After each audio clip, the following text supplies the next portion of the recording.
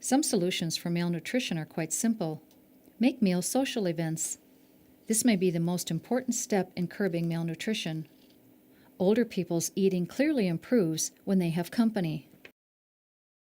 Vary the texture, color, and temperature of foods. Plan healthy between meal snacks. A piece of fruit or cheese, a spoonful of peanut butter on a cracker, or a blended smoothie that includes a banana can add nutrients and calories. Encourage regular exercise. Exercise stimulates appetite and helps lift depression. Serve foods that contain more protein and calories. Add liquid nutrition such as Ensure and Boost if needed.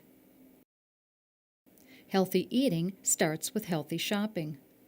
Check food items already in the house against your menu ingredients. Then create a shopping list that matches your client's dietary restrictions, food preferences, and food budget. Purchase as many fresh, unprocessed items as possible. Choose fresh fruits and vegetables that are in season to add variety and keep costs down. Fresh fruits, vegetables, and whole grains should form the bulk of the diet.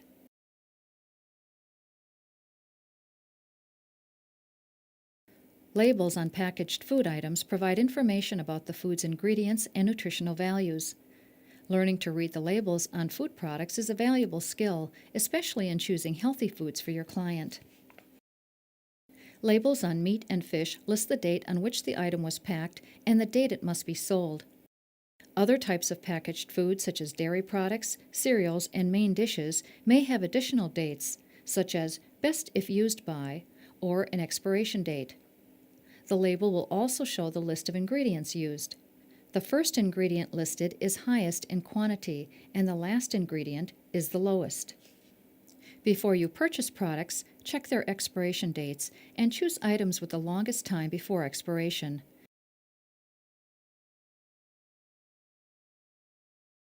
Probably some of the most important things on the food label are the serving size and the servings per container.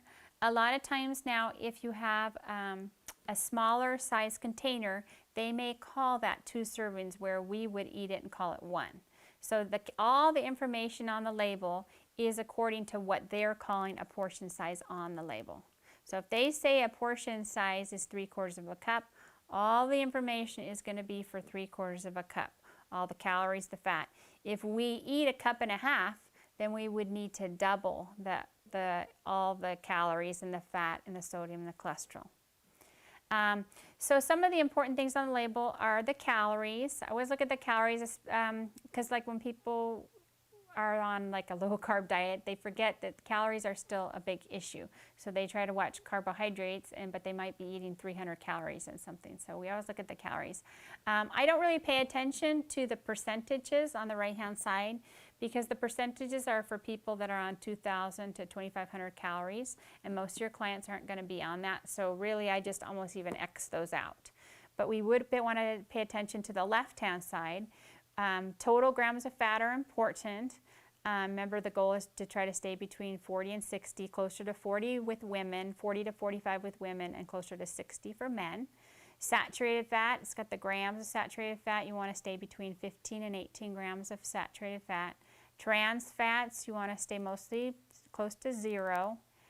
Cholesterol, we didn't talk about that at all, but 200 to 300 milligrams of cholesterol per day is what an average goal. Sodium would be about 3,000 milligrams per day. Carbohydrate will vary depending on if you're diabetic or not. Fiber, we want to try to stay around 25 grams of fiber a day, which is hard to get that much in. I'll just tell you, most of your clients will probably not get in 25 grams of fiber. Okay. Protein, for every 7 grams of protein on a label, we would consider that equivalent to an ounce of meat.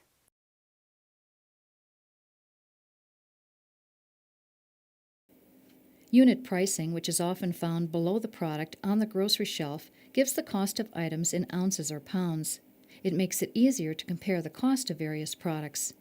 For example, giant or family-size containers do not always end up costing less than smaller containers. Unit pricing helps you to compare the cost. Shop for items that need refrigeration just before you head to the checkout and store them as soon as you reach the client's home. To provide a record for your client and agency, record the date, the total amount you've spent on groceries and other items in a logbook. Save all the receipts.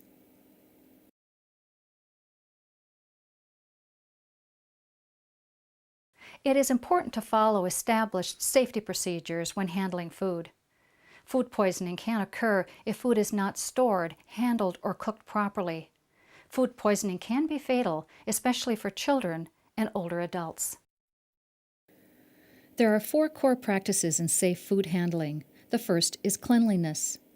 Wash your hands well in warm soapy water for at least 20 seconds before and after handling food.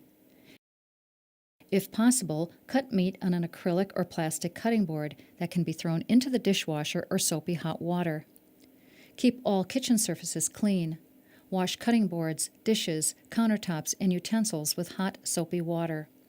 Wash dishcloths and towels frequently in the hot cycle of the washing machine. Sponges are not recommended for use in the kitchen because their texture and dampness harbors germs. Don't cross-contaminate. When handling raw meat, poultry, or seafood, keep these foods and their juices away from other foods. Use one cutting board for fresh produce and a separate one for raw meat, poultry, and seafood. Do not use a knife that has just cut raw meat to cut fruits and vegetables. Preparation and cooking. Never thaw food on the countertop. Thaw food in the refrigerator. Marinate foods in the refrigerator as well. Use a meat thermometer to make sure that meats are cooked to the recommended temperature. If cooked meats are not eaten within 3 to 4 days, they should be discarded. It is important to refrigerate leftovers as soon as possible. Foods should not be out of the refrigerator for more than 2 hours. If the temperature is 80 degrees or higher, return food to the refrigerator in less than an hour.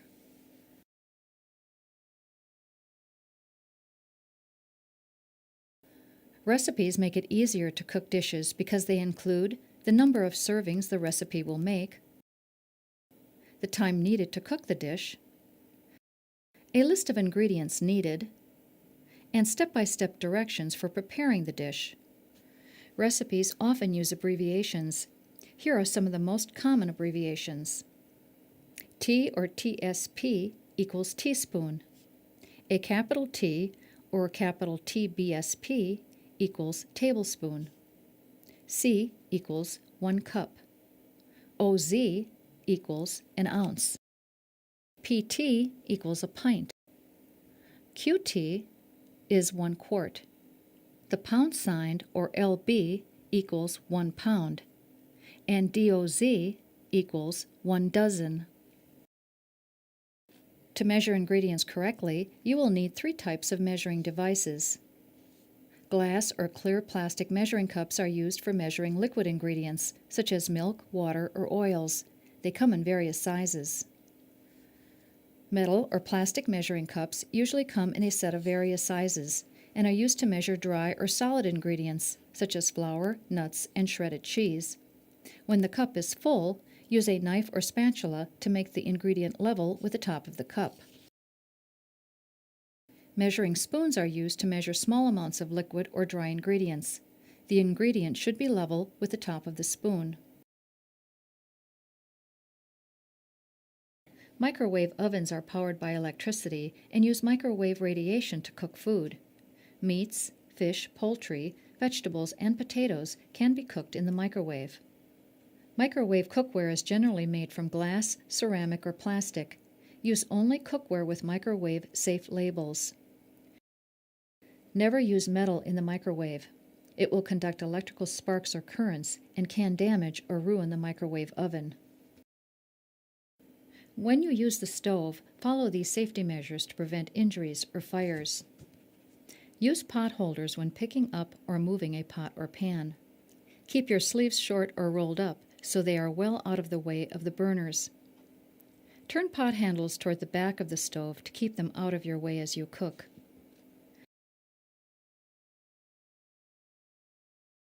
To prepare the table, begin by setting a placemat. With the plate in the center, place the fork to the left of the plate. The cloth or paper napkin goes to the left of the fork. Place the knife to the right of the plate with its blade facing the plate. Spoons are placed next to the knife. Put the teaspoon to the right of the knife. The soup spoon, if needed, goes next to the teaspoon.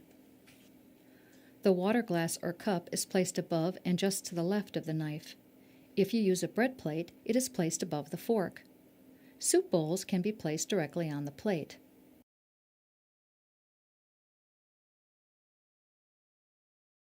Before you serve a meal, make sure that your client has used the bathroom and has washed his or her hands. Dentures or bridges should be in place. Serving meals attractively helps make mealtime enjoyable. Foods with different textures, tastes, and colors make meals more inviting. When filling the plate, imagine that it is divided into quarters. Use 1/4 for meat or other types of protein, and 1/4 for carbohydrates, such as pasta, rice, or potatoes. The rest of the plate should be filled with vegetables, salad, or fruit. Some people prefer to eat alone or only with friends or family. Always ask your client if he or she would like your company during the meal. Mealtime may be the only social contact your client has during the day. Unless there is another agreement made, bring your own food for any meals you eat at work.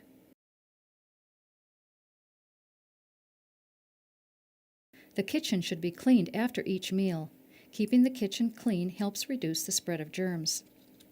Good nutrition and delicious food naturally maintain and improve your client's health. Your caring attention is valuable too, uplifting your client's mood and increasing his or her comfort. As a care provider, it can be rewarding to know that your efforts are contributing to another person's happiness and well-being.